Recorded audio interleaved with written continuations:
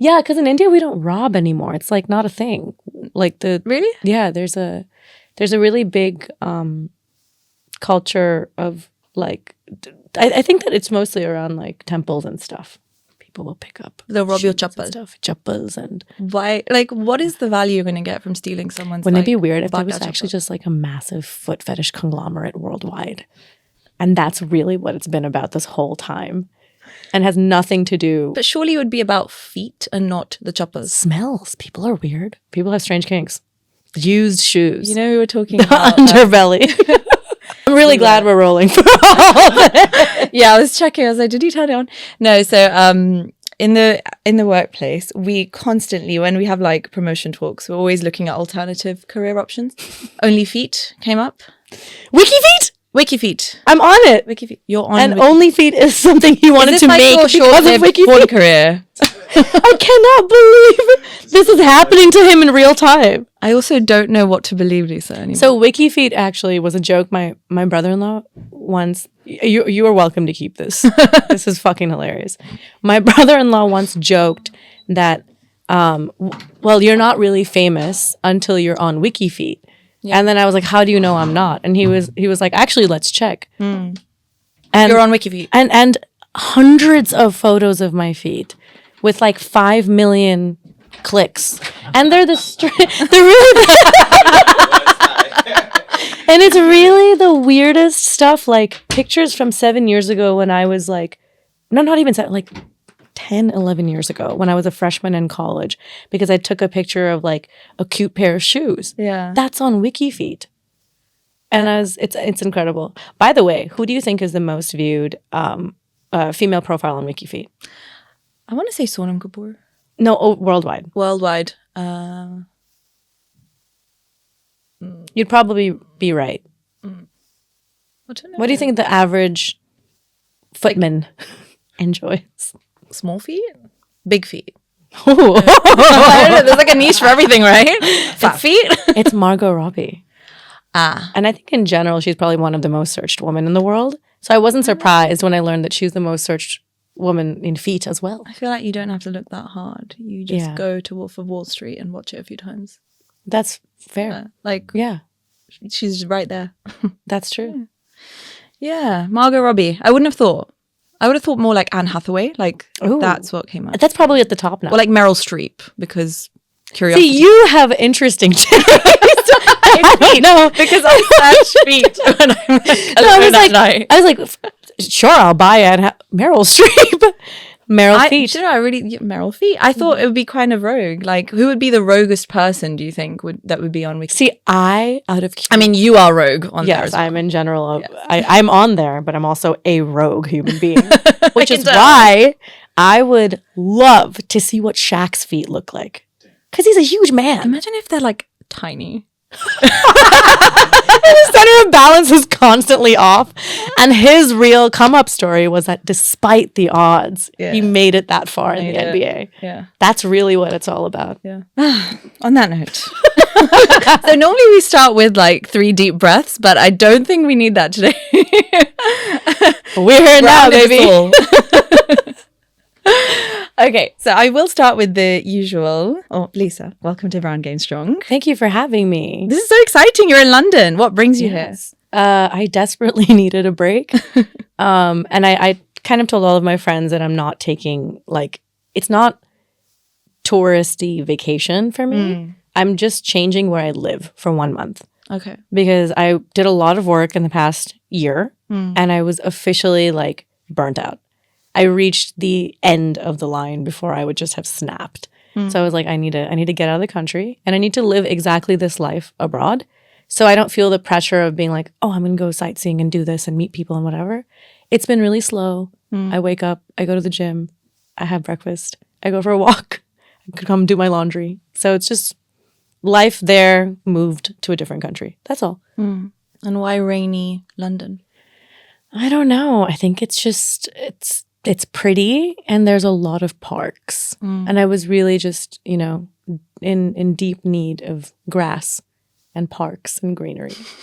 And great that I chose a week that mostly rained. That's true, actually. I mean, luckily not now. But you remind me of The Holiday. Have you watched that film? Oh, The Holiday. Yes. Yeah. With Kate Winslet. Yes, because Cameron Diaz chooses to go to Surrey. Yeah. Kate Winslet ends up in like a mansion in Beverly Hills. And who ends up with Jude Law? To be fair, Cameron Diaz. There it did work out for her. But like, waiting what are the for my odds of Jude? having like a super hot guy just like knock on your door randomly? I mean, it's just, yeah. I hear because of The Holiday, the odds are very high. Is that what inspired you? Between that and Bend It Like Beckham, you're going to meet someone in the Jude Law, Jonathan Rhys-Meyers category. And that's what I've been sold. Yeah. And I'm here for that. I wish you all the best. Thank you so much. Okay. So what have you been up to in London? Tell us that. Eating. Okay. And walking.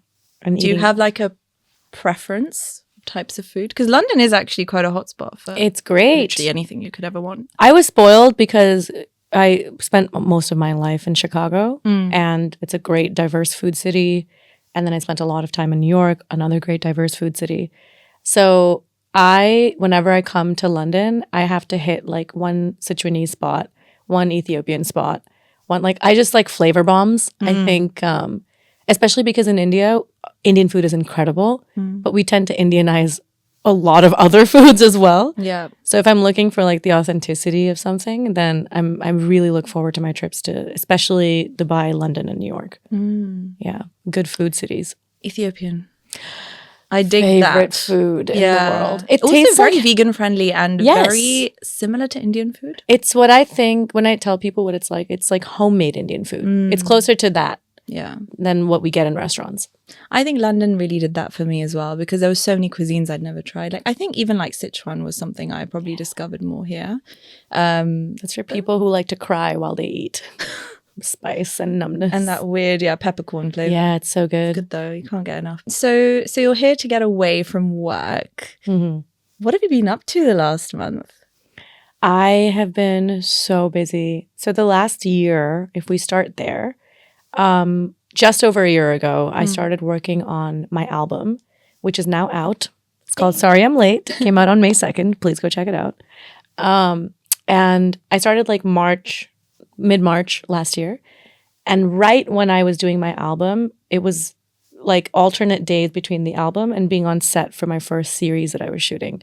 So I'm acting now as well. Ooh, okay. Yeah, it's been really fun. It's been a really welcome, creative, venture. I was really desperately in need of doing something new.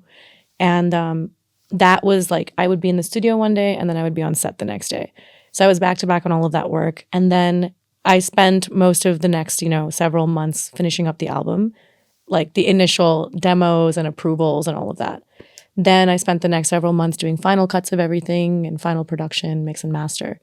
Then starting August, we were like fully in the flow of, okay, these are the outputs. This is what we need to do. Then you like enter the sort of business of making music. And starting, I think October, we were filming our music videos and stuff.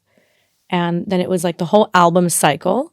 And then unexpectedly, I got booked to do a lead in a Netflix series as well. And that would have been end of February this year. So the full album cycle went from starting with our Amazon Prime series and ending now with the Netflix series. And right when the Netflix series schedule ended was right when my album released. Oh my God. So it's just been a very long but fulfilling year. And it's juiced me of all of my creative worth. Yeah. In a good way, but in a way that you like have to listen to your body and your brain and be like, you need a break. You need to stop working. Yeah. And I don't really allow myself that usually, but I think all my friends, everybody around me was like, please leave. You're turning into a psycho. Is that quite like, not being a psycho, but is it a tendency for you to kind of lead into burnout and realize a bit late that it's happened? I never had this tendency before. I think really India and like the more entrepreneurial side of being a freelance musician brought that out of you because you're in constant survival mode. When you don't have like the consistency of a salary and a paycheck and everything, you just have to make sure you're always working and always adaptable and flexible with your hours and whatever. But hitting 30 was this great thing of just being like, all right, but now you have to budget time off as well. When did it happen for you? 3 weeks ago. Really proud of myself. November last year. Amazing. How do you feel? Wait, hitting 30? Yeah. Oh, I hit 30 in March. You hit 30. Yeah. It was that's huge. I love it for you. I'm such an advocate for turning 30. Yes. So because of the industry I'm in, I'm not supposed to be excited about that. Yeah, because you're ancient. Yeah. And I'm basically yeah, I'm on my deathbed at this point. No, I look forward to it because I was never this like fulfilled. But one of my really good friends, Bhumi Bednikar, she was with me when I turned 30. And that night she was like, there's nothing to be sad about. I turned 30 and I was younger. Sorry, she's like, I was hotter, richer, and more talented and successful than I'd ever been. And I was like, yeah, I'm with you. Like I'm fitter and more happy and way more fulfilled creatively and professionally than I'd ever been. I can relate to that so much. Like I feel better in my skin. Great. Have more money, don't give a shit what anyone thinks. Sometimes I do, but then I kind of snap myself out of it quite quickly. So I think that confidence level has grown exponentially. And very weirdly for me, it's really like weird when I try and explain it, but it was literally the day after I turned 30 or like the day of, I don't know, everything fell off me. Expectations, weird burdens I was carrying around throughout my 20s of like, I need to be like this, I need to be like that. And I think it was like society, We talk about 100%. It a lot, but like genuinely it dropped. The minute I turned 30 and hit my 30s, I was like, well, I've now got enough grey hairs that I don't need to worry if I get a few more. Yeah. It's fine. The first one was stressful, but now I'm just like, whatever. I started graying at 19, so it's been a while. That's why this has all died. I've not dyed it yet because I feel like you're a purist. Yeah, but you're an Indian hair purist. My mom's like, don't dye it. Don't get a tattoo. You put tel, it'll be fine. And I'm just like, that doesn't reverse graying, but okay. Also, do you believe in that myth of like, if you pull out a gray, it's going to get... Like 10 more will grow? Yeah. I believe in absolutely nothing anymore. I like this career. Eye contact with the camera. It's like this career has taught me that there are no rules. Nothing. Don't believe anything. Yeah. Everything is changeable, adaptable, fixable. Just like they're all the old wives' tales and husbands' tales. It's all BS. Is it the best kind of chaos? Yes, it is. It's really been an excellent 6 years of constantly like maneuvering. And I wouldn't change that at all. I understand it's an exhausting path to take, but my sister visited me for 10 days around my album launch. And she had heard about my stress, but the 10 days leading up to the album, she was on set with me for the last few days of the Netflix shoot. She came to every interview, every photo shoot, every meeting, and she was like, I am so tired for you. She's like, it's just so much work. And I was like, yeah, but I would not change it. I think it suits me to be in this atmosphere. Yeah. And I'm constantly thinking of new things and ideas and trying new stuff. I was like born to be a creative. And whatever that means in business or in the arts. But I think anything sort of that allows me to make up things, that's where I am most comfortable. 6 years ago, did you feel like you were mentally and emotionally prepared for the journey that was about to start? Not at all. Did you ever have an aspiration of being a freelancer or full-time creative?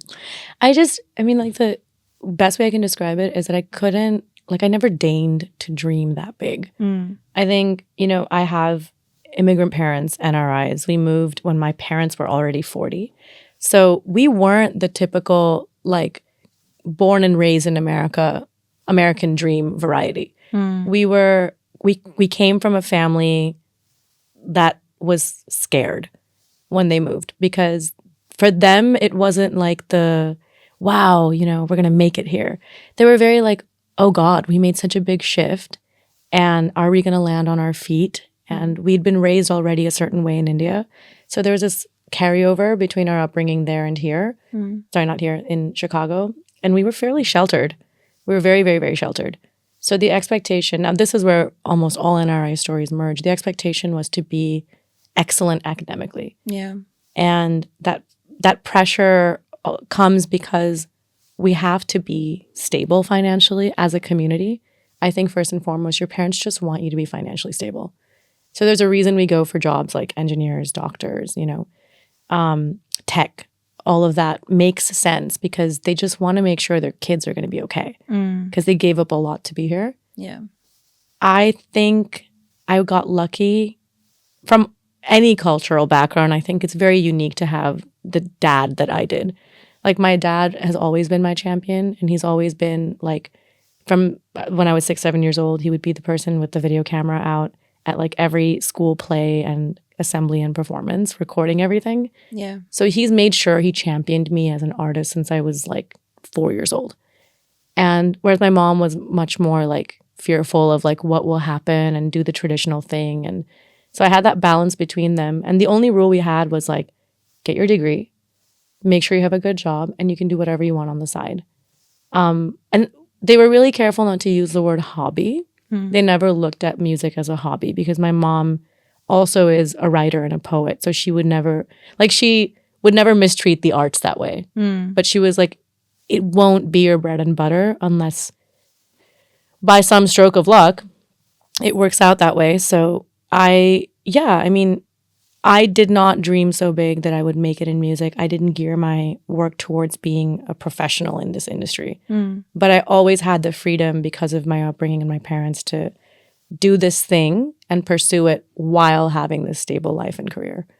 So I was like, I'll get my economics degree. I'll do my job in finance and data. And then, one day this thing just sort of happened. Non-traditional upbringing coupled with the under the umbrella of NRI traditional upbringings. Yeah. So do you feel like that element of like growing up in the patriarchy and having like such a supportive dad actually like was a catalyst for where you are today? I would say, so we'll get to my mom because she's like, classic. It's really cool. Like my mom is an OG feminist. And honestly, I just am very lucky. My parents are very cool. Yeah. But my dad, I think it is rare to see Indian men, especially, like I said, they are not, they were late entries into America. 40 years old is very late to move. So they came with their knowledge and their baggage, and a lot of that is patriarchy for both people. But, completely defied that as a parent. 2 girls. And he wanted us to be tennis players, actually. My sister's named after a tennis player. Really? Because my dad really was like, I'm going to raise these girls on the court and they're going to be my Venus and Serena. One of us had ADHD. Oh, no. And could not focus on the court. I would just laugh when I missed, and it would just agitate him even more, which would make me nervous laugh. It was not the career path for me. But my dad really raised us like he would any kid, male or female, which is really cool. Really championed both of us. I think, like I said, because he had this exposure and this desire for us to be more than the traditional sort of academic, professional route. If you have a dad who wanted to raise you as a tennis player, it's not a far thing for him to want you to be a successful musician or something cool in the public eye. Yeah. So very, very lucky that I had that in him. But he always really was a champion in everything that I wanted to do outside of school because my mom was there to ground that. My dad was always like, play volleyball, play soccer. He would wake me up. This part I don't love. He would wake me up at 6 a.m. Yeah. during high school and like I think middle school and high school to go on a swim with him in Lake Michigan with freezing cold water because he was like, we're going to make a swimmer out of you. I was like, I really think we should bench this athlete aspiration you have for me. Was it character building though? I don't even know. I think he was like trying to Rambo me or what is it? Rocky me into this. He was like, yeah, drink those egg yolks. I was like, I don't like this life for me.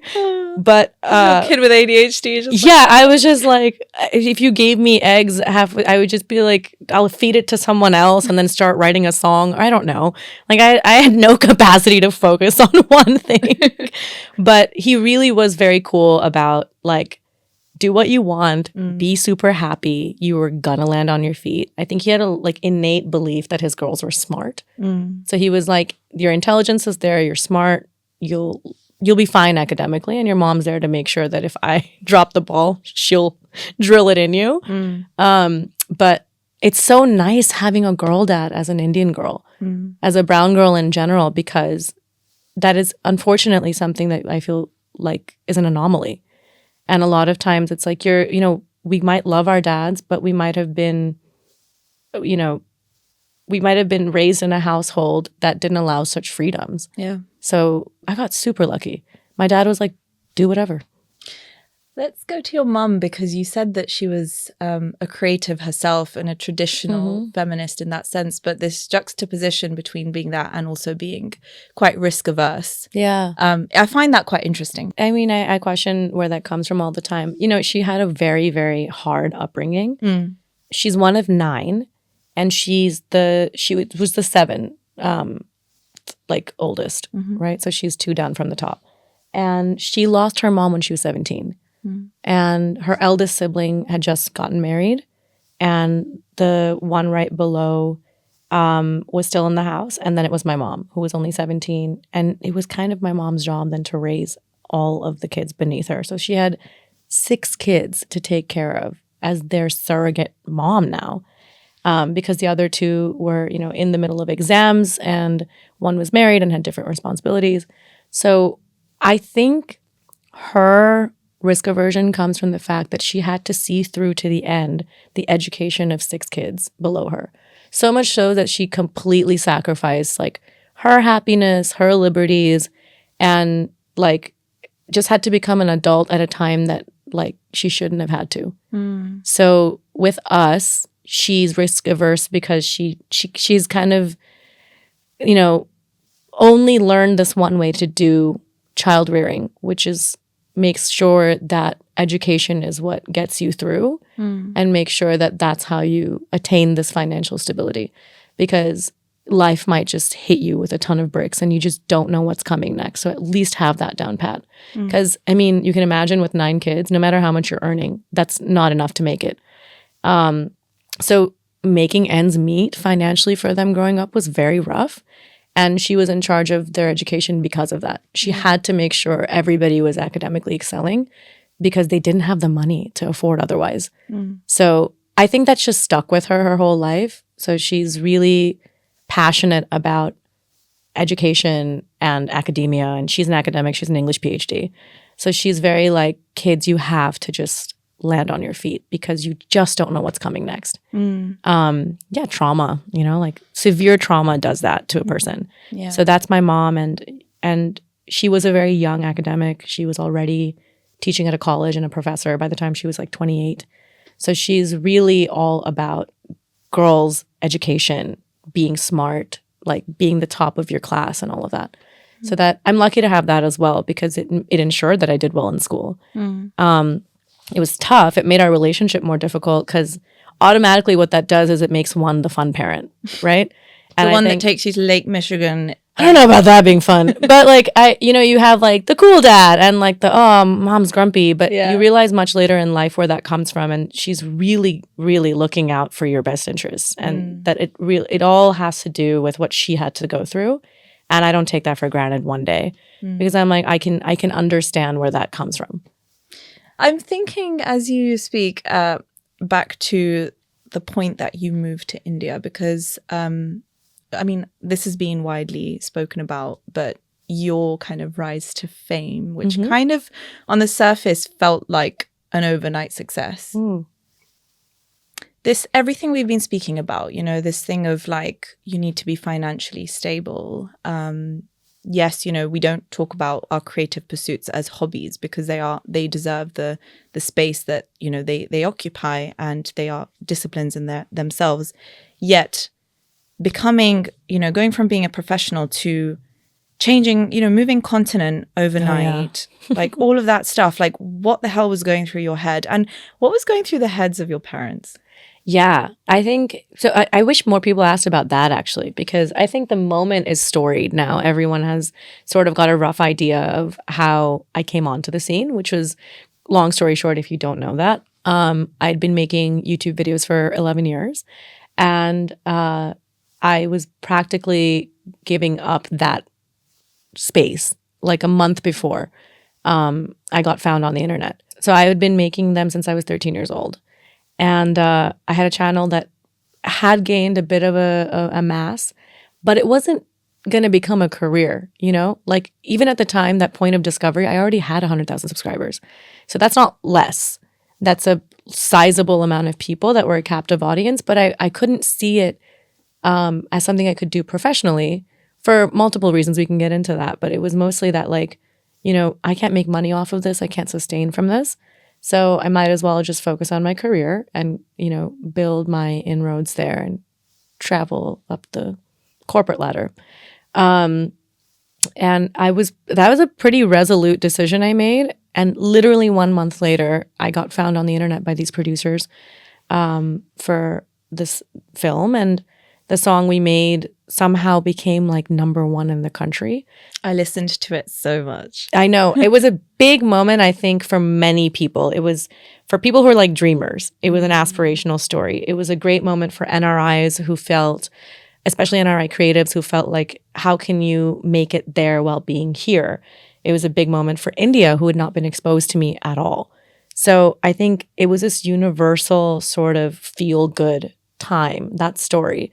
And it's funny to like remove myself from it because it happened to me. But even I am in awe of that moment. And not in a sense of like, you know, like, oh, I'm so grateful. Of course I am. But it's just a crazy thing. I think more than gratitude, I'm like, that's crazy that happened. Yeah. It is actually so rare. It's like me and like Justin Bieber and a handful other people in the world who just are like picked up off of YouTube, you know? It's very like a pursuit of happiness type of palatable success story. Like overnight, like, oh, you know, she made one video and someone found her and then she flew to India and that was it. Happily ever after. Yeah. And I mean, my parents really had been through the whole journey with me, especially to the point that I was giving it up a month before the Hifa happened. And I had a very frank conversation with them in like April of 2018. I was like, I want to throw in the towel. I think I've done this enough. It's been over a decade and I'm really exhausted. And I had a job offer at the exact same time from Uber corporate. So I was like, I'm going to seriously consider moving to San Francisco, taking this job. It pays incredibly well. You can assume at that time in like tech and data to work for Uber was great. The pay was going to be amazing. So I was like, look, I'm going to do that thing that, you know, I guess I was set up to do. And my dad was the one that was like, do you like have to stop entirely? And he would always be the one to be like, anytime I took too long of a break, not out of anything other than his own pure joy of watching me do something I loved, he would be like, you want to make a new video? You want to make a new song? Maybe it'll make you feel better. So I had a very frank and official conversation. That's kind of it. It's going to wrap up in the next couple of months. It's been fun, but I got to get serious about my work. And I got to get serious about making some great money. I'm smart. And let's now focus on that. Let's put that to use. So then when this happened a month later, I think my dad was like, God. And I was like, yeah, you know, whatever you believe in, it is so rare when things like this happen, whether like some force of the universe clicked. Did you really feel that? Or do you feel like it was a yes, random connection? I do feel that a lot of people disagree with this because a lot of people look at the 11 years as the reason why I had that moment. But I genuinely believe everybody works hard.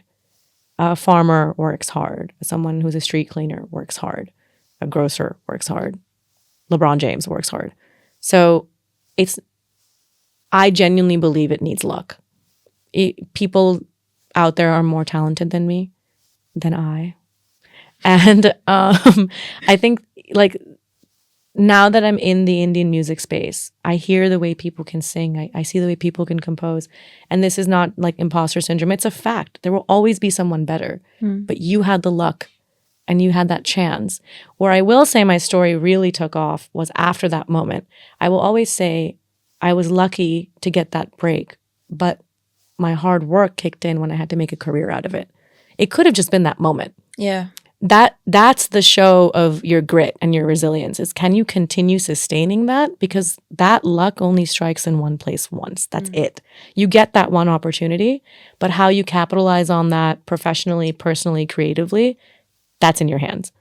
So my lucky break happened, but I firmly stand by the fact that I've been able to sustain that career on my own since, and with some great teams to help around it. But really, it's just a hustle. It's being incredibly adaptable and being a hustler. So I think going back to your original question, which is like what my parents felt, I think my dad was excited and my mom was incredibly, cautious, which is very sweet. When we went down to first record the song, my dad came with me. Yeah. One, because we thought it was a hoax. This is probably not real. Yeah, it was protection. Yeah, it was like, hey, take your dad because this looks like a fake account or something. I don't know.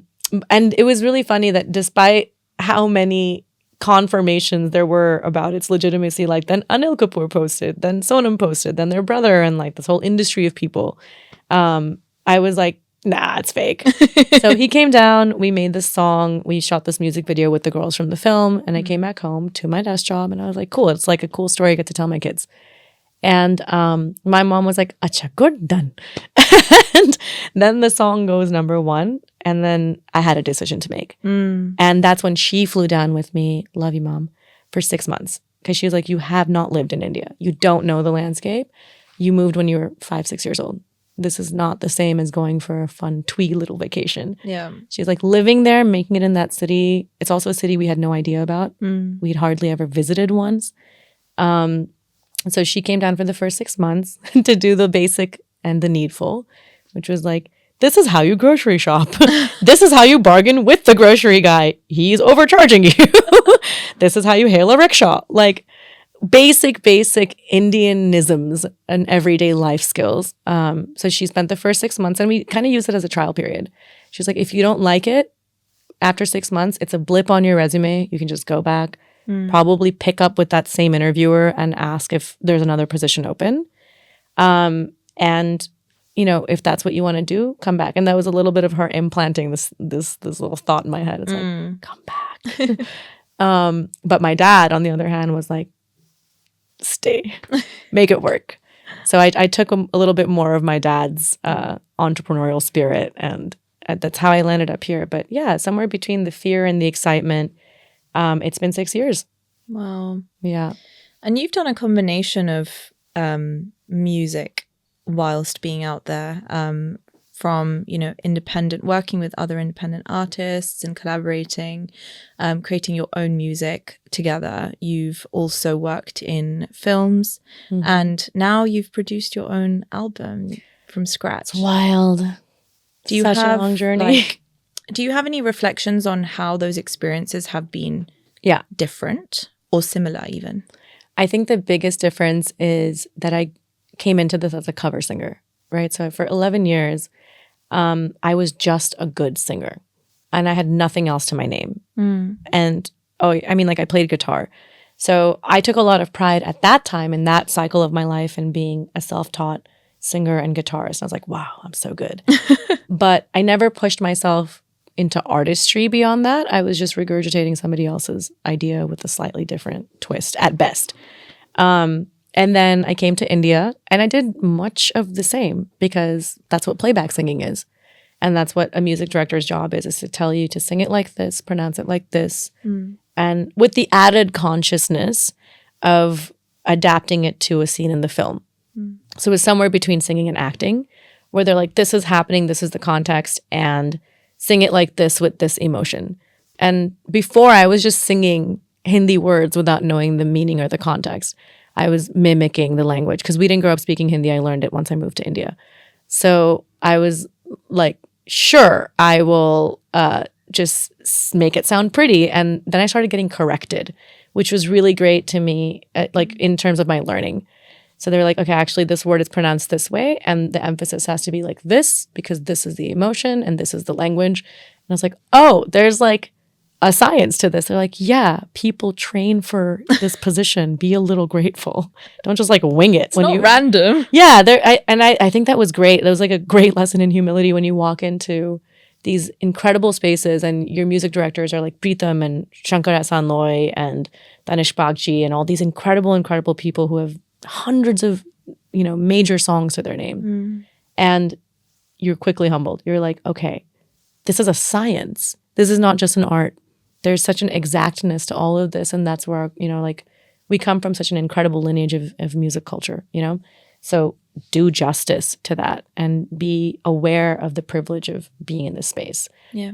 And that ultimately allowed me to write an album, because I could not have done this 5 years ago. They would be mispronounced, have to be written by somebody else. There would be no, meaningful input of mine, or even something as simple as being able to retranslate. Like if I have a co-writer and they've written something in Hindi, I'm in a position now that I correct that sometimes. I'm like, actually, I don't think that's the word I'm going for. This is what I'm trying to say in Hindi, and I'll say the word in Hindi, and then they're like, oh, then just write it yourself. So what's remarkable is in the past year, I was able to start writing major portions of songs in a language not native to me, composing because of all of this learning of the many years leading up till now, and actually doing justice to the vocal performance and not mimicking. For so long, I was just mimicking. Yeah. So I think as a musician and as an artist, that's been the most fulfilling part of this journey. It's really just been like this full circle thing of like early days as a cover singer with no context, being self-taught, to then sort of using this last 6 years as like a school to learn actively and imbibe all these things that I needed before I made an album. Do you feel like it was a school that was also a safe space, or did you always feel under scrutiny and that your, world could be like the rug could be pulled from under you at any point? I think the nature of Bollywood in general, because it's such an incredibly competitive industry, is that it can go at any moment. So that constant awareness, is a burden, but it's also necessary as fuel to keep pushing yourself and keep learning. I think I was harder on myself than I needed to be, for sure. Like I would be in rooms with music directors of the biggest names, and they would be like, you don't have to sing it like that. Like sing it the way that you would. Just make sure you're pronouncing the word right, but add your flair to it. That's why you and not somebody else is here. So the great thing is they started hiring me to do these songs for Bollywood in my tonality with my grounding in R&B and hip hop and soul. So they were like, that's what we actually want. We'll just help you correct the little things in between. But initially, because everything was new, I took it as like, oh, I'm screwing up. But it's also, that's like comes from like brown parenting and upbringing is that whole like fear of failure and like, I'm not allowed to mess up. I have to be excellent. But it ended up becoming a much more of a community space rather than like a teacher and a student over time. Okay. The first couple of years, I think, just have to be that for you to like feel like you're officially comfortably in that space. You have to earn the next stage of the relationship. It has to be school first and then flexibility afterwards. So during the process of writing all of these songs, where do you actually draw that inspiration from? Is it your own life? Is it friends, like stuff around you? Or do you just make it up? I have yet to become a writer who draws from other people's stories. Like I'm still at this nascent part of my writing career where all I have is like my own experiences. I'm happy to do that because, hey, man, Taylor Swift is a gazillionaire from that alone. So if I, become an 18th of the artist that she is, I will do fine in life and make my parents proud. And change the economies. And change the economies of several countries. I almost got tickets to Olivia Rodrigo because I just think she's so cool for her age. I'm way too old to be an Olivia Rodrigo I fan. thought this, but I was like, I'm happy to be the old. I'm like, this is like, she's like 20 max? I think she's 19 or 20 years old. In those spaces. I'm here for the screaming legions of young women because, by the way, if I might digress, but it's an important topic. I really want desperately to see that culture in India. We don't have that at all. We don't have female fan bases that are dedicated like fandoms to women. we have it for men. But I'm part of the reason I wanted to go so badly to Olivia Rodrigo was to see what it's like to be part of a sea of girls, like championing a girl who's re-championing them. It's so cool. I was like, it's just like one great girl party. Yeah. Even if she's 19 or if she's 34, like Taylor, I would pick any of those. Because I grew up in America and diva culture and like incredible, legendary female acts, but there's such a dearth of it in India, and I'm desperately trying to change that culture. And it might take me 5 more albums to do that, but I'm so committed to this being a thing we need to unlock in India. It's just not there.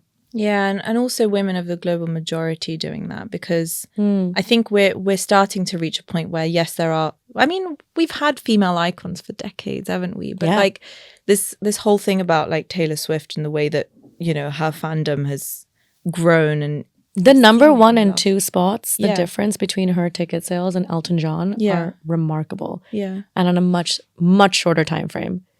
Elton John, I think, did the tour that is number 2 in the world for, I think, 4 years.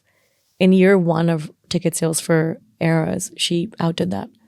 It is wild that we don't see that in desi culture, given that we are 1/8 of the world's population, right? We have a great culture for public shows and concerts that's starting right now. Yeah. But it is completely male-oriented. All of our headlining acts are men at every festival, no matter what.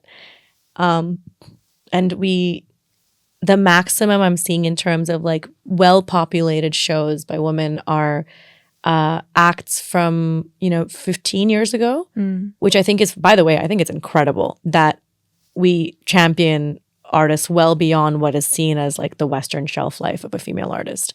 So really cool that that's happening, but we are very slow to grow in the industry for young and upcoming women in music. How do you see yourself fitting into that space, whether it's being that face or championing others to become that? It's both. For me right now, it's an active commitment to both. Putting out my album, one was that I don't get to complain about something until I do it myself. And then I can complain legitimately when it goes the way that I expected or didn't expect. I just needed to make the art and make the music and then be able to pull myself away from it. Yeah. And as objectively as possible, be able to see the shortcomings in the industry. And be like, all right, we do not resource women well. We don't give access to these spaces. We should have more of this. But I wouldn't be able to say these things with authority until I put out the project. So that was one, is like, I need to be the face of this movement that I'm really trying to make sure happens in India. And 2 is that I need to be able to freely give away this knowledge. I'm not going to gatekeep any of this information. I've made it a priority of mine to be accessible to up-and-coming musicians. Speaking of which, we're doing a meetup on Primrose Hill tomorrow. Yes. Which is going to be super fun. And I've made sure it's casual and like it's completely informal so that we break this barrier between me and them. Because so much of my NRI fan base and my global fan base came up with me through social media. So they've been with me through YouTube and Instagram and now Bollywood and now independent. And many of them just have questions because a lot of them want to do it too. So my commitment is to make sure that this next generation has the tools that they need. And whether it's a face-to-face meeting with me, come up to me for 15 minutes if you want that time with me tomorrow. That's what I'm here for. Like it's important to me that I get this knowledge out because, our industry worldwide, but especially in India, and music is a boys' club, and they have such great communities that help each other. Yeah. And when even they extend their hand to me, obviously I'll have imposter syndrome. Yeah. Even if they're being incredibly generous with their time and space, because there's just no one else that looks like me in the room. And that's so daunting to enter a room full of male composers, writers, and producers and be like, where do I fit in? No one looks like me in this space, even if they're super nice. And I've been really blessed that I've only worked with incredibly welcoming people, but I've never not been insecure, irrespective of how empowered I am or how much I believe in my music. It's just hard when no one looks like you in the room. So I have to make sure that I am that person for as many people as possible, especially as many girls as possible. It's like, what do you want to know? Just ask me. I can give you insight from the American independent music scene, the American commercial music scene, the Indian Bollywood and independent scene, anything. Do you want to know how to tour? Do you want to know how to brand yourself? That knowledge is just sitting here waiting to be, doled out. So yeah, one is be the face of the thing I'm trying to change, put out the music, put my money where my mouth is, and then 2, give out the knowledge for free. I love to hear that. Yeah. And why would we gatekeep? There's so few of us. Why? And also because we have also, gotten the help of others before us. Absolutely. And largely women. Yeah, 100%. Yeah. And it's always like those random acts of kindness where you're just like... Yeah, shout out to Rhea Kapoor. Her random act of kindness is the reason I'm here physically with you. Because that song in that moment would not have happened. I'm going a bit rogue now, but I want to ask you what your favorite song is, or what your favorite verse is in your entire new album. There's one line I really love. Would you like to sing it for us? Sure. There's a line in my song Saza that I absolutely I just love that line. This song is about a relationship that ends without closure. It's my own relationship that ended without closure. And I was really, really just desperately in love with this person. And I knew that it was mostly one-sided from my end because I didn't have the confidence at that age to be like, let's have a serious conversation about how to be together. So I sort of let it die on me, and I had so many questions left unanswered. And when we spoke again months later after his random disappearing act, I remember just being so crushed that I didn't have a chance to ask these things before. And I just put all of that into this song.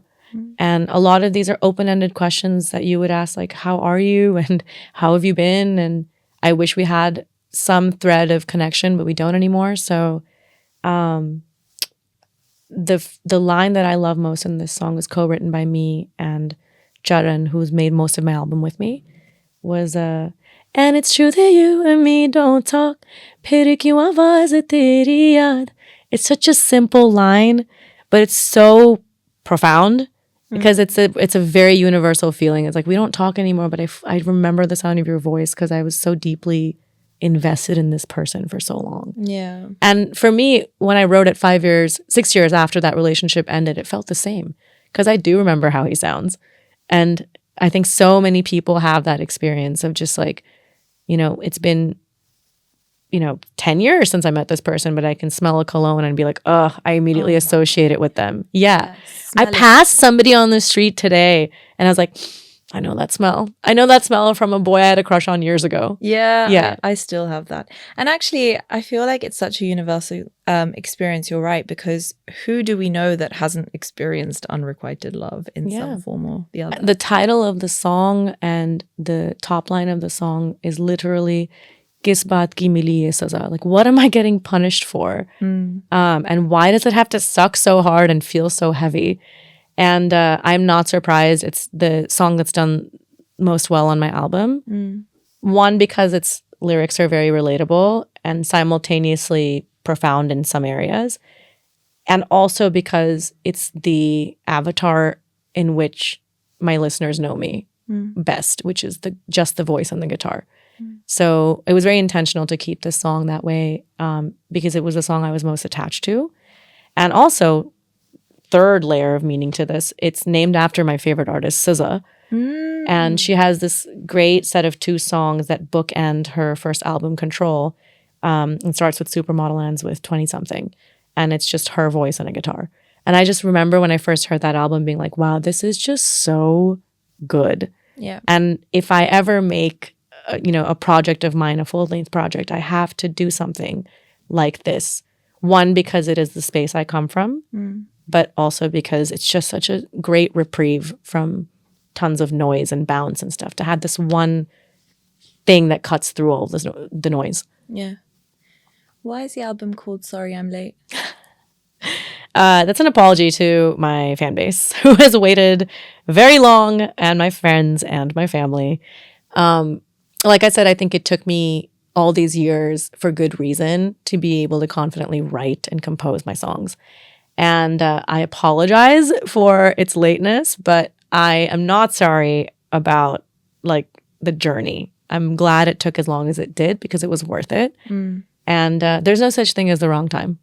I think it's just, I am late, but I don't think it was, I would not change the way that I made this happen. So it's mostly like an inside joke / apology for my fan base. Many would call it desi standard timing. Yes. Which we all live by. Yeah. Listen, better late than never. You showed up. You're here. That's right. Maybe that's album 2, Better Late Than Never. Everything is like temporal, time-related things. Can I copyright it? That's right. Better Late Than Never. She gets 5% of all the album. This is on record. 5% of all the album is basically a modern day record deal, guys. Don't fall for it. I feel like we could talk about that for another hour.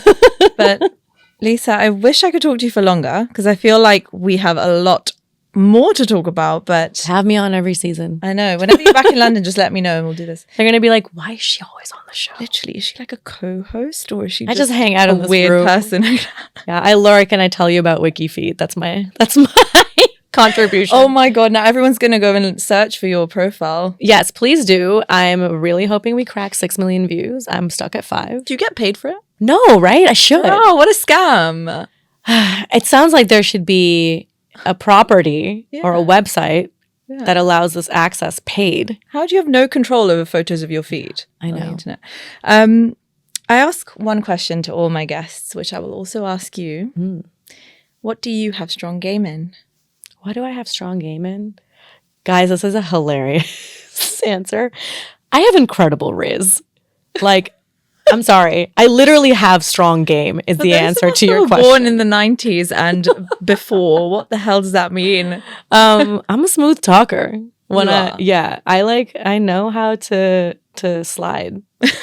So my strong game is literally in game. I have game. You have game. Yeah. I know how to get a person to talk back to me and engage with me.